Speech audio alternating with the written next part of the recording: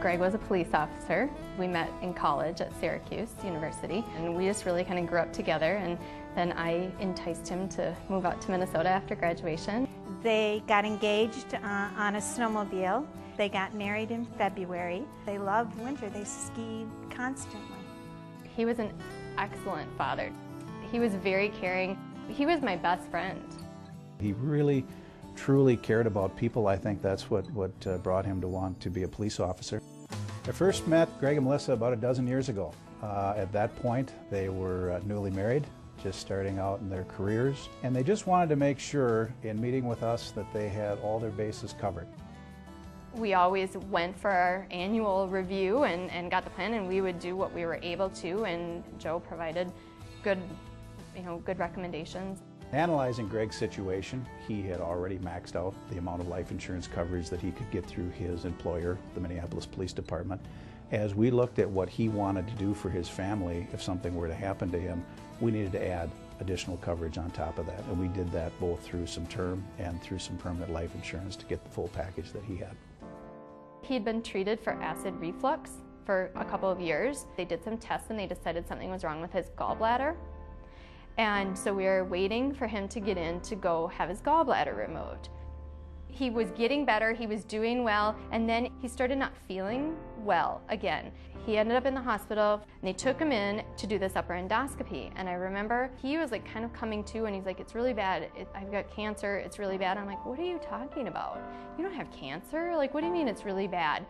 And the doctor came in and he said, "I'm sorry." Greg went through radiation, chemotherapy. He got cleared to have surgery, to have his stomach removed, and his spleen, and part of his pancreas. It was very difficult 2 years that they went through. So, I mean, the best thing was he died without having to give up fighting. So he never gave up.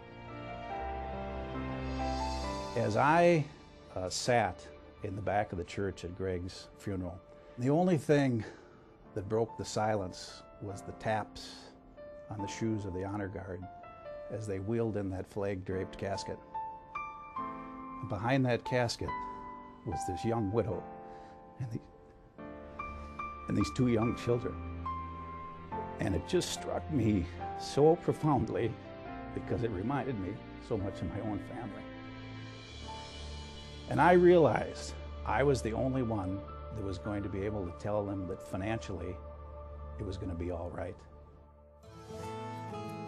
We were able for Melissa to pay off all debt that they had and fully fund educational accounts. We were able to put together short-term funds, medium-term funds, retirement funds for Melissa. We basically were able to make sure that financially everything was going to be all right. I hope that a young couple sees our message and it pushes them from the heart to make a decision that's going to end up taking care of their family. Melissa is probably one of the strongest individuals I've ever met. She's a great mother. Her daughters are phenomenal and are going to grow into wonderful people. They have the financial resources to do what they'd like. They have that support network that helped them through the illness and have helped them through Greg's death. And those three women are going to have an extremely bright future.